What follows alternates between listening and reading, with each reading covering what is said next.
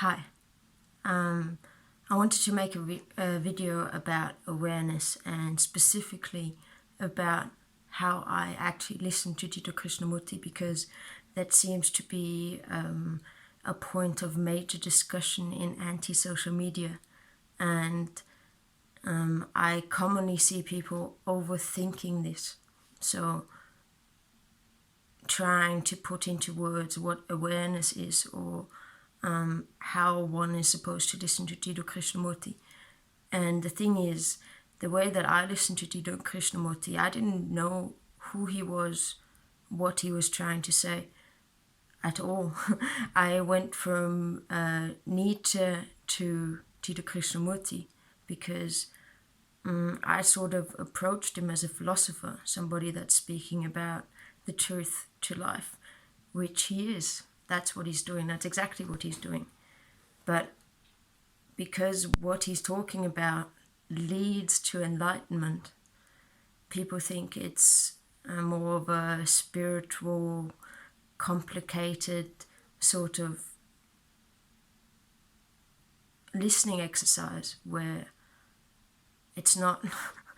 All I did is listen to him with great humility and with an open mind.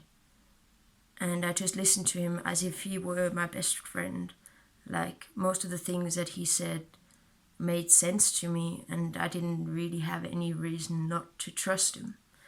And that's all I did.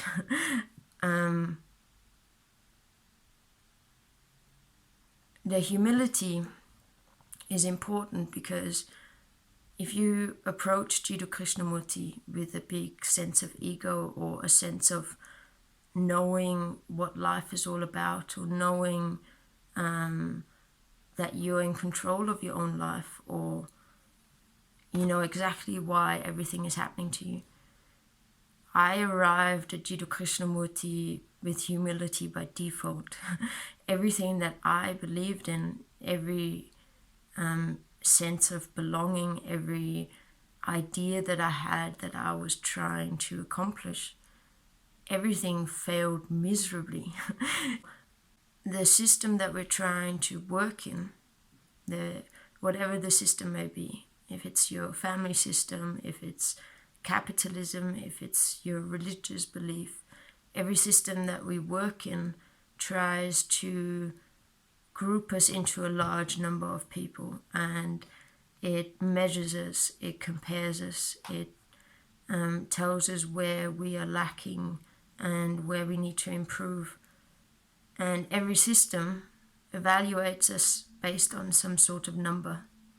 So if it's how much money we've earned, or how many degrees we have, or whatever it may be, it's always a measurement. But if you look at two human beings and I measure them based on their capital, for instance, so how much money they have in the bank account, that doesn't really give me any input in this human being.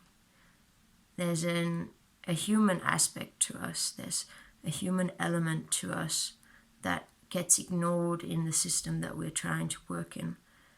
And in the system that we're trying to work in, commonly we find that people that lie, that steal, that take credit for your work, and people that are not honorable and they take what they think belongs to them, they actually are the winners in the system that we're living in. But doesn't matter what system. And this has nothing to do with us as a human being. It's the system that we're trying to fit in that is not valuing us as a human being. So we're always going to feel stunted. We're always going to feel oppressed. We're always going to feel slighted, or we can't understand why the dishonest people are winning, while when you work with honesty, it doesn't necessarily work in your favor. Every one of us has a set of beliefs, ideas, notions that we've been living by for most of our life.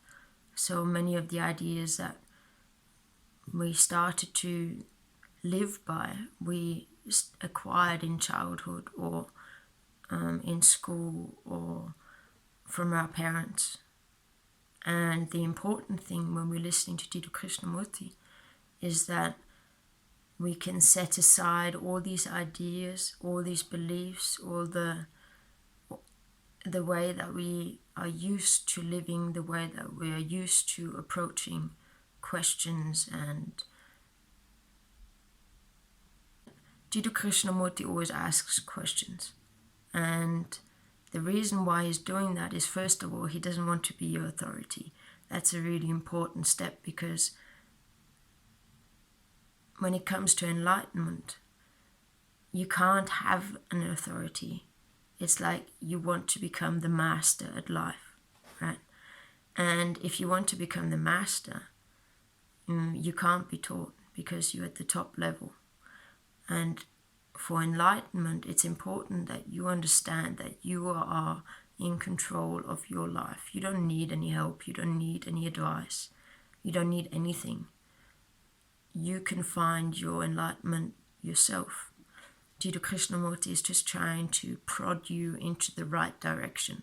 But as soon as you think that Jiddu Krishnamurti is your authority, that he's telling you something and you need to listen and you need to obey and you need to copy or imitate, you have given up your own authority. You've put it in the hands of whom you believe is your teacher.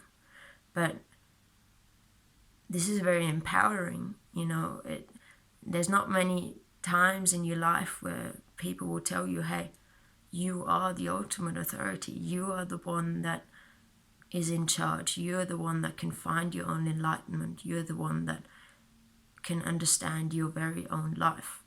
You can't apply methods. You can't go step by step into enlightenment. It's all about, with great humility, slowing down, relaxing. And when Jiddu Krishnamurti asks you a question, or asks a question, poses a question, we tend to answer straight away. We tend to think about what answers we have at our availability right now. So what someone else has told us, what we know from the past, what other people have done in the past, instead of actually looking at what he's saying. Because when you look at what he's saying and you rid yourself of any idea, of any answer, and you actually look at your life, then you'll understand what he's talking about. It's just a matter of slowing right down and trying to follow Jiddu Krishnamurti's train of thought. I commonly see messages or comments on YouTube or on anti-social media where they talk about why Jiddu Krishnamurti is not answering the question that he's posing. And the thing is, he does answer the question, but he doesn't answer it in a conventional fashion where he asks the question, then he gives you the straightforward answer. That would be too easy. That would be way, way, way easier for Jiddu Krishnamurti, by the way. But he goes into the question to try and allow you to have insight for yourself. So he doesn't give you the answer straight away. He goes into the parts which are important to understand, and then you can find out for yourself. And this is very important for Jiddu Krishnamurti because, you see, with truth, this is not something spiritual, divine, or anything, like truth. If I tell a child, don't dance on that chair,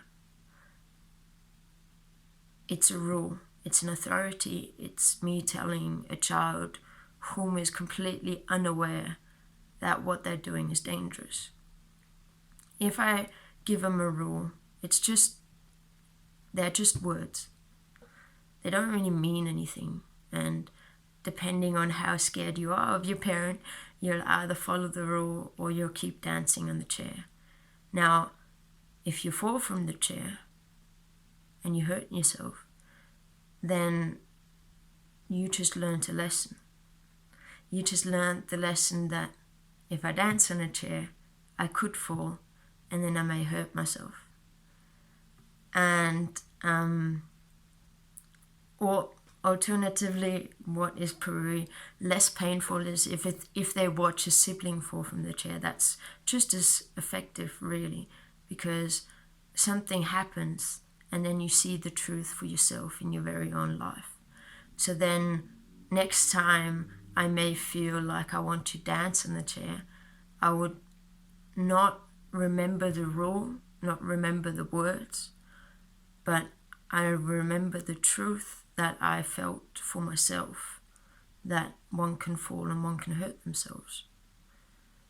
And that's all it is. So as soon as you see the truth for yourself in your very own life, then everything changes.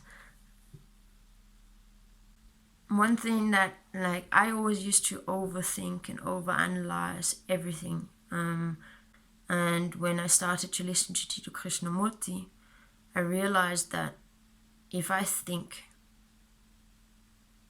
along, I don't know, comparing, or if I think while he's talking, I can't fully be involved with what he's saying.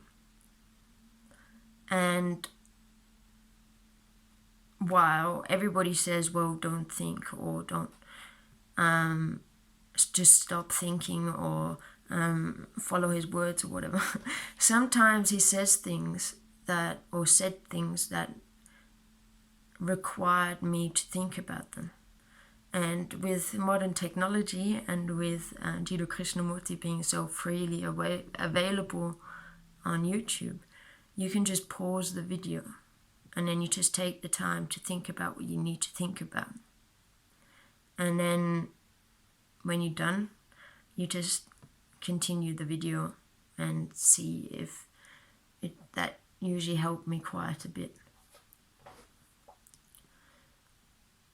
When I'd think about things, I'd always go into, where's this question coming from? And this is one of the things that Jiddu Krishnamurti, I think, repeats endlessly. However, I just want to I just want to explain this, because it's not I see a lot of people more or less shouting that at each other, go into it. It's not something spiritual, it's not something divine, it's not something magical. It's plain and simple. Like, if I have a thought, there's always the root, or that's what Jiddu Krishnamurti says, but it's always coming from somewhere. And by that, I don't mean heaven or whatever. I literally mean the thought is actually probably defending something or dismissing something, but that means that thought has always got a position. So there's always an idea, an ideology, a belief, an ego. That's the most common thing. For me, it was always that thought is either an idea or the thought is my ego. The ego is, and as soon as you recognize it, as soon as you see, oh no, that's just the ego, then you can dismiss it. Because while you're listening to Jiddu Krishnamurti, you don't want to hold on to ideas or beliefs or anything that's not a fact. You need to be able to hold on to it. It's got to be an evident truth. And then you can move on. And usually I always laugh, because the closer you get to enlightenment, the more desperate the ego gets and just throws in all these ideas.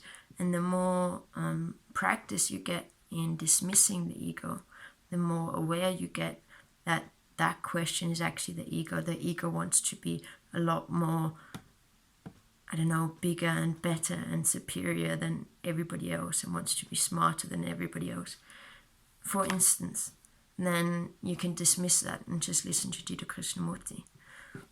And it's a little bit hard with the humility part, like humility and open mind. I reckon that's all you need, because if you're humble enough to accept that you are nothing, that everything that you thought you were or you thought you could become, that's just an idea.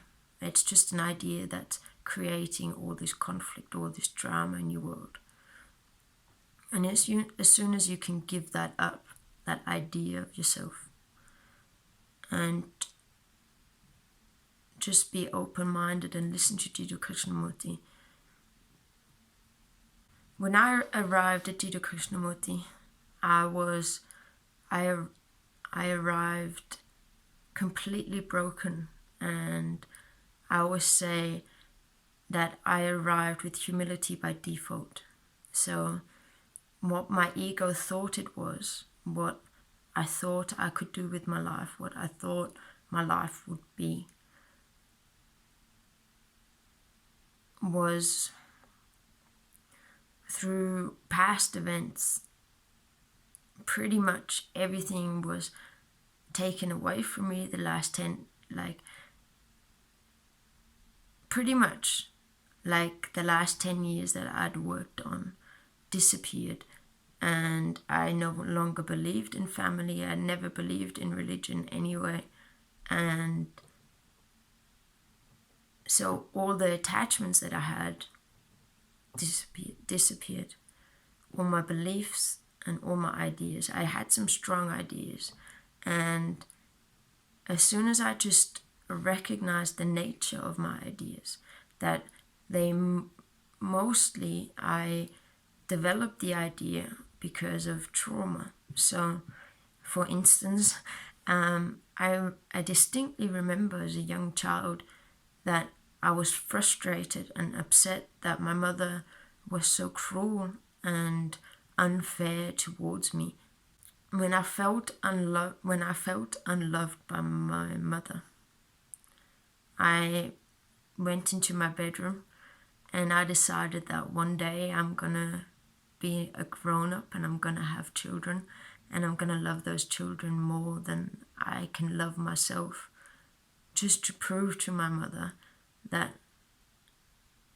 it's possible, that you can love your child. That it didn't make any sense, or I never really questioned why my mother never loved me, or that it was not my fault that she didn't love me. That's something that came way, way later. But I thought I needed to prove that not only am I lovable, but I can love children as well. Now, that set me on a path that caused me a lot of trouble, and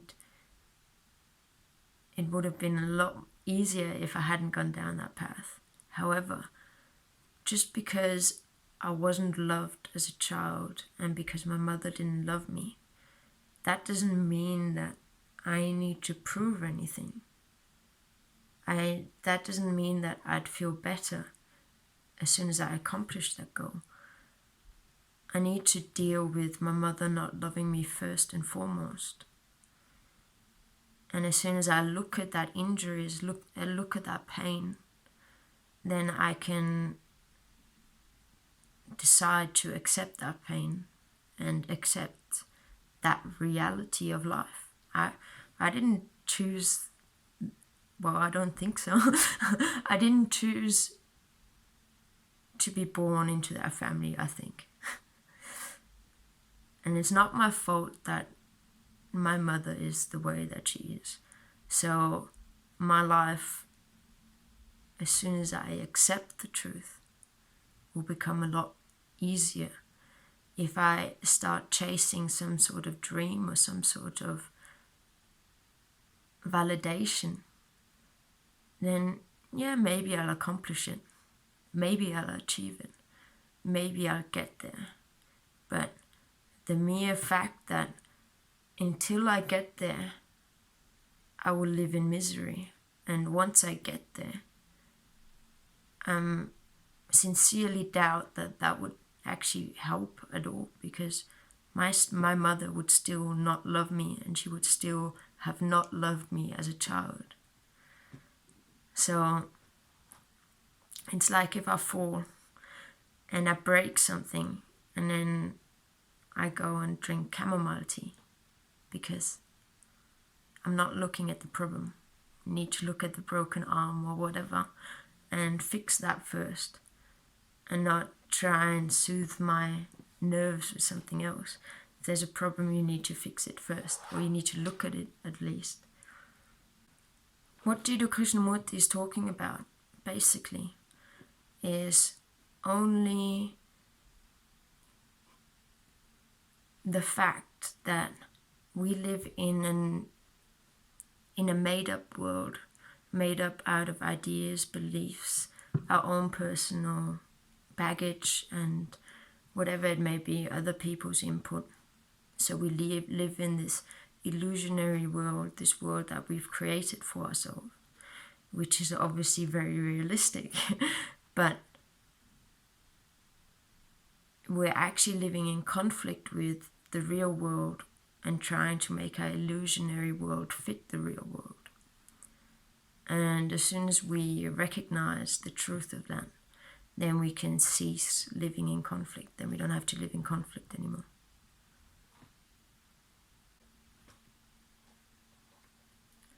Don't overthink the way that, like, the art of listening is important. Like, listen to Jiddu Krishnamurti, not if he's a teacher or if he's trying to give you something. If you have a motive, that's not fair, because Jiddu Krishnamurti doesn't want anything from you. So as soon as you want something out of him, it's not gonna work. All you need to do is listen to him like he's your dearest friend that's trying to tell you something that's very important. And if somebody is your best friend, I sincerely hope you're able to drop your guards, drop your beliefs, drop your motives, and not have a position, like not trying to convince the person, just listening to him and going in, try and understand them. And that's all you need to do. And as soon as you understand the truth to your life, that's when everything changes. So it's not super complicated. It's not magic. It's not divine. It's like he's your best friend. And don't be too concerned if you don't, he'll always be there. So you can always listen to him, and you can always go back, and as you process some of the things, you can always go back, you can always listen to him again, and just try and set aside all your ideas, your beliefs, everything that you thought you knew about life, and listen to him. It's only like an hour talk anyway. Thank you very much for listening, and talk to you soon.